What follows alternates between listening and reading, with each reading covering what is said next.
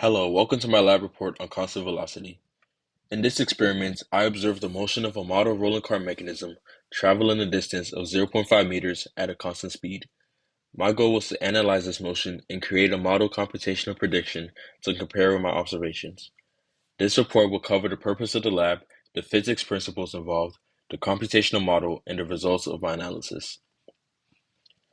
The purpose of this lab was to understand how objects move at a constant velocity and how we can model this motion using Newton's second law or the momentum principle. The system was the model car on the track, and the surroundings were the external forces and everything else around the model. By capturing and analyzing the motion of an object moving at a constant velocity, I was able to extract position and time data, which was then used to create a computational model. The key physics principle for this experiment is Newton's second law, which states that the net force acting on an object is equal to the mass of the object times its acceleration. Since the rolling object was moving at a constant velocity, the net force was zero, meaning there was no acceleration. The model I developed uses this principle to predict the car's motion over time. I used the model rolling car mechanism, which traveled a distance of 0.5 meters on a flat surface.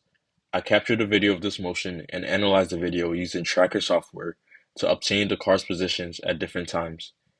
This data was then used to compare it with my computational model. I constructed a computational model using the provided starter code and Glow script.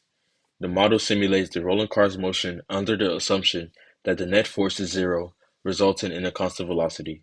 I inputted the initial conditions, including the 0.5 meter distance and the car's starting velocity to create a predicted simulation. Here you can see the graph comparing the observed position versus time data from my video analysis with the predicted position versus time from the computational model. As you can see, the model closely matches the observed data, confirming that the car was moving at a constant velocity over the 0.5 meter distance. There are some slight differences because the slope of the observed data isn't perfectly straight. Also, the initial position of the prediction model was 0.1 meters.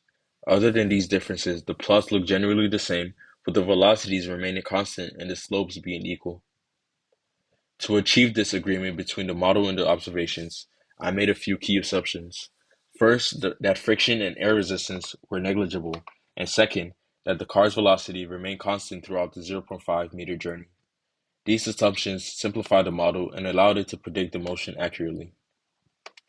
You may be wondering, what would have happened if I had flipped the axes when analyzing the video data?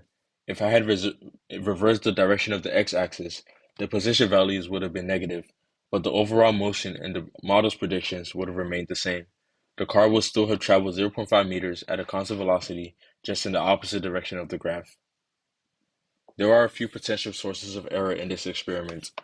These include small variations in the car's speed due to surface friction, minor inaccuracies in tracking the car's position in the video, and the assumption that the external forces, such as air resistance, were negligible.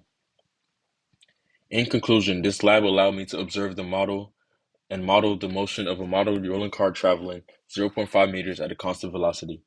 By comparing the data with the model, I confirmed that Newton's second law can accurately describe this type of motion when the net force is zero. Thank you for watching my lab report.